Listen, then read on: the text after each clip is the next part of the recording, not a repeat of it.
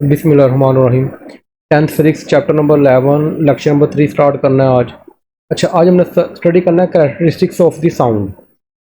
इसके अंदर पहले हमने स्टडी किया था, तो पहली जो कैरेक्टरिस्टिक्स थी उसकी थी लाउडनेस। आज हम पढ़ेंगे पिच, पढ़ेंगे क्वालिटी, पढ़ेंगे और साथ है इंटेंसिटी ऑफ साउंड। ये बोर्ड के लिहाज से बहुत अहम है, शॉर्ट क्वेश्चन के लिहाज से अक्सर ये लॉन्ग भी आता है, पिच और क्वालिटी में डिफरेंस। सर्दिशान है। जब पिच क्या होती है? पिच होती है आपकी, pitch is the characteristics of the sound by which we can distinguish between। क्या ख्याल है? और सुनाए, ठीक ठाक है? हाँ जी, हो गया फ्री सर? क्या अब ठीक हो गया?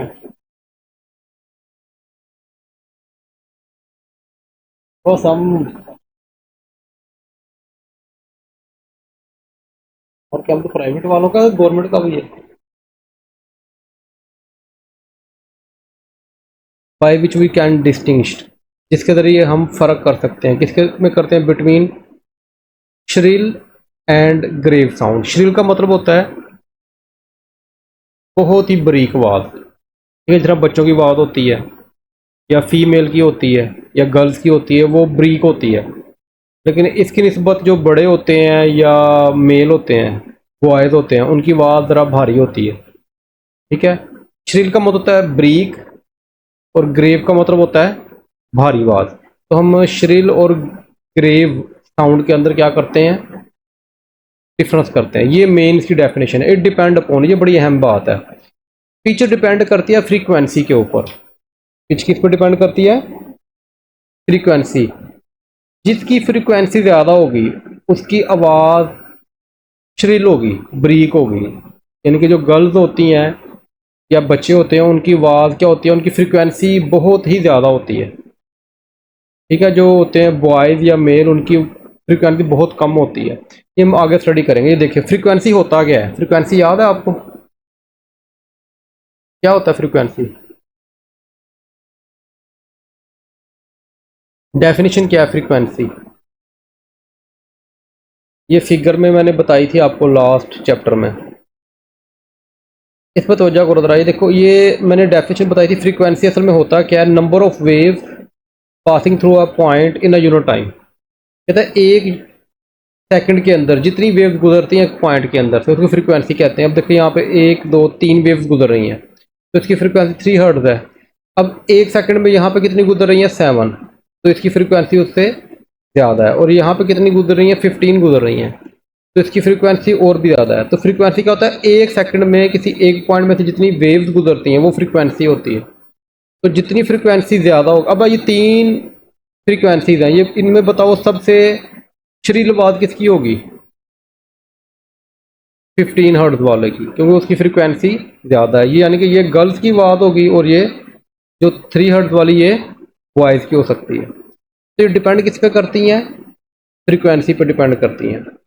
अच्छा, a higher pitch means a higher frequency. जिसकी फ्रीक्वेंसी पिच ज़्यादा होगी उसकी फ्रीक्वेंसी भी ज़्यादा होगी। अच्छा, एग्जांपल देखो जो बुक के अंदर लिखी हुई है। The frequency of the voice of ladies and children is higher than that of man. ये मैंने ऑलरेडी बता दिया है कि जो लेडीज़ और जो बच्चे होते हैं उनकी आवाज़ की फ्रीक्वेंसी ज़्यादा होती है, ठीक है। अच्छा, ये देखो, ये आपने बनानी भी है। ये फिगर जो है ना, आपने उसके अंदर टेस्ट के अंदर या बोर्ड के अंदर लाजिम बनानी है। अब यहाँ पे देखो, अब इस ये आपको समझ आ रही है। यहाँ पे एक सेकंड के अंदर कितनी वेव्स हैं? 1 2 3। और यहाँ पे एक सेकंड में 1 2 3 4 5 वेव्स हैं। तो किसकी फ्रीक्वेंसी ज़्यादा है? ऊपर वाले की, नीचे वाले की? नीचे वाले की फ्रीक्वेंसी ज़्यादा है। तो जिसकी फ्रीक्वेंसी ज़्यादा होगी उसकी पिच भी ज़्यादा होगी। जिसकी पिच ज़्यादा होगी किसकी आवाज़ होगी? वो जिसकी पिच या फ्रीक्वेंसी ज़्यादा होगी किसकी होगी? गर्ल्स की होगी। इनकी ये गर्ल्स की, यानी कि लेडीज़ या गर्ल्स की साउंड होगी, इनकी पिच ज़्यादा है। पिच का मतलब फ्रीक्वेंसी ज़्यादा है। तो मैंने पहले ही बताया जिसकी फ्रिक्वेंसी ज़्यादा होगी यानी पिच ज़्यादा होगी वो हमेशा ब्रीक आवाज़ होगी, श्रिल वॉइस होगी। जिसकी फ्रिक्वेंसी कम होगी उसकी ग्रेव वॉइस यानी वो बॉयज़ की होगी या मेल की आवाज़ से होगी। पिच की समझ आ गई है? सिंपल वर्ड्स में अगर मैं इसको बयान करूं, पिच डिपेंड करती है फ्रीक्वेंसी पे, यानी कि ब्रीक और भारी आवाज़। जिसकी पिच ज़्यादा होगी वो फीमेल्स की होगी, उसकी फ्रीक्वेंसी भी ज़्यादा होगी, और जिसकी फ्रीक्वेंसी कम होगी इस तरह लो फ्रीक्वेंसी, वो क्या होगी, वो ग्रेव वॉइस होगी, ग्रेव साउंड होगी। यहाँ तक क्लियर होगी बात? The voice of the ladies and the children is the shrill end of high pitch. ठीक है, इसकी ऑपोजिट बॉयज या मैन की हो जाएगी। अच्छा, क्वालिटी। क्वालिटी क्या होता है? The characteristics of the sound by which we can distinguish, हम फर्क कर सकते हैं किसके दरमियान, between two sound of same loudness. Loudness किस पे डिपेंड करता था? एरिया पे, एम्पलीट्यूड, गुड शाबाश, यानी मेन चीज थी एम्पलीट्यूड। पिच किस पे डिपेंड करती थी? फ्रीक्वेंसी पे। तो यहाँ पे वो यही दो चीज़ों के दरमियान, इनके एम्पलीट्यूड और फ्रीक्वेंसी। यानी कि अगर क्वालिटी को जो आपने चेक करना है तो क्वालिटी में दो चीज़ों को आपने ध्यान में रखना है, लाउडनेस यानी कि उसकी एम्पलीट्यूड को, पिच यानी कि उसकी फ्रीक्वेंसी को। टू साउंड सेम यानी कि इसके अंदर इसकी लाउडनेस और पिच, एम्पलीट्यूड और फ्रीक्वेंसी सेम होगी, यानी कि उसकी जो आवाज़ की बुलंदी वो भी सेम होगी और जो उसकी फ्रिक्वेंसी होगी वो भी, लेकिन उसके बावजूद जो साउंड के अंदर क्या होगा, डिफरेंस होगा। इसकी एग्जांपल आप समझ सकते हो कि लेट करो एक कमरे में बांसुरी की और पियानो की आवाज़ आ रही है, तो आप बांसुरी और पियानो दोनों में आवाज़ में डिफरेंस कर सकती हो, लेकिन उनकी एम्पलीट्यूड और फ्रिक्वेंसी बेशक सेम है। अच्छा, इसकी एग्जांपल देखो, कहते हैं आप कमरे से बाहर खड़े हो तो पियानो और फ्लूट, बांसुरी, ये उसके अंदर यानी कमरे में कोई उसको बजा रहा है, तो आप दोनों के दरमियान क्या कर सकते हो, डिफरेंस कर सकते हो। अच्छा, इसकी ये फिगर आपने लाजमी बनानी है। अगर आप देखो, गौर करो, यहाँ पे देखो कितनी वेव्स हैं, 1 2 3, इधर भी कितनी वेव्स हैं, यानी कि ट्यूनिंग फोक, फ्लूट और क्लैरिनेट, इन तीनों के दरमियान क्या है, फ्रीक्वेंसी सेम है।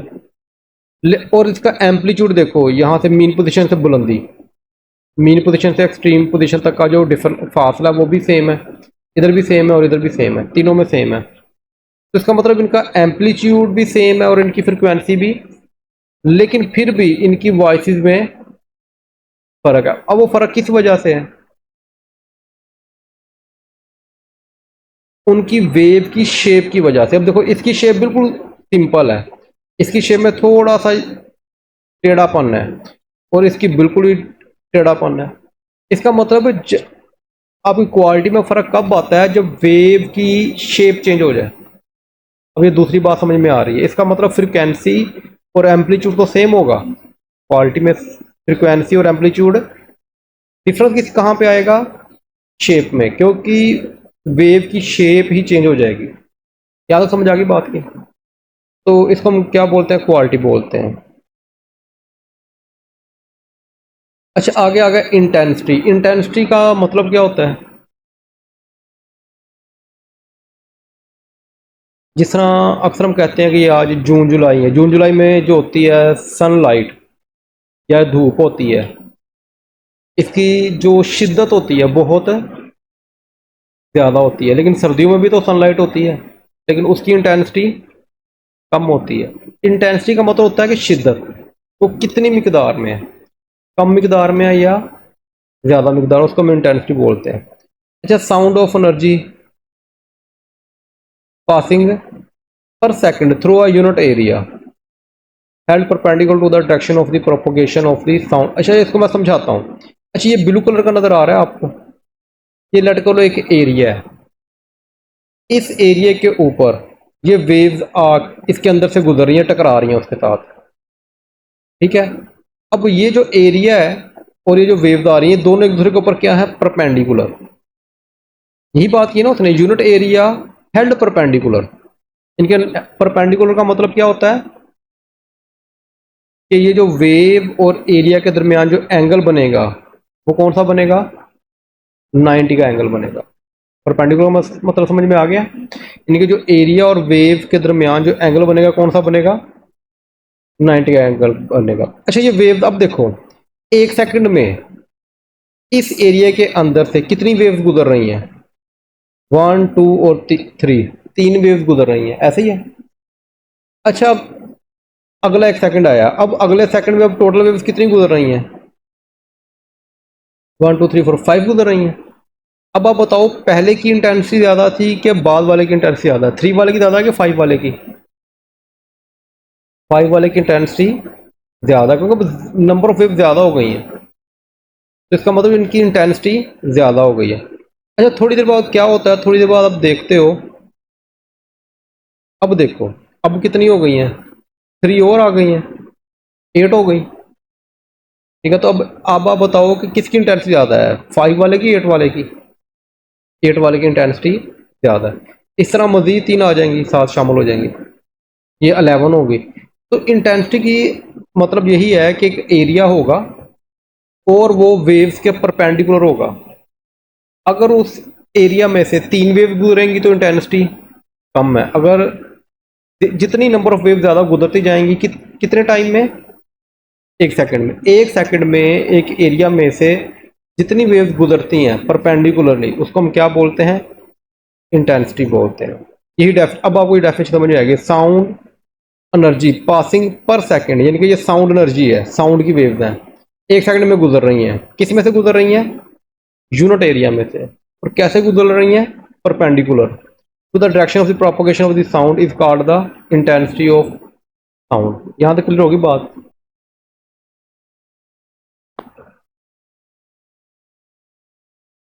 The intensity of sound depend on the amplitude of the sound wave. The unit of the intensity of sound is watt per meter square। अच्छा ये इसका यूनिट याद रखना है आपने, बोर्ड में एमसीक्यू तो आता है।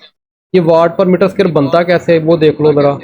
असल में ये फार्मूला होता है power over area, power over area. Intensity का मतलब होता है कि एक यूनिट एरिया के ऊपर कितनी पावर लग रही है, यूनिट एरिया के ऊपर कितनी, तो पावर का यूनिट क्या होता है, वाट, और एरिया का मीटर स्क्वायर, तो क्या बन जाएगा, वाट पर मीटर स्क्वायर। बस आपने ये इसका यूनिट याद रखना है कि आपका इंटेंसिटी का